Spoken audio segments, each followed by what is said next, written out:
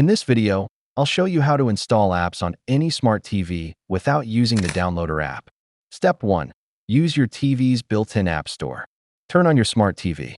Open the built-in app store, like LG Content Store, Samsung App Store, or Google Play Store on Android TVs. Search for the app you want. Select it and click Install. Step 2. Use a USB drive to sideload apps, if supported. On your computer, download the app's APK file for Android TVs or the compatible file format. Copy the file to a USB flash drive.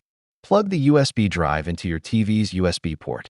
Use your TV's File Manager app to locate and install the app. Follow on-screen prompts to complete the installation. Step 3. Use screen mirroring or casting alternative.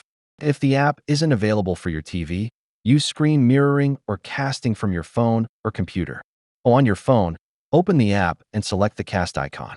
Choose your TV from the device list to mirror the app. Step 4. Use a web browser for web apps. Open your smart TV's web browser. Visit the app's web version or streaming site. Bookmark it for easy access next time. Thanks for watching.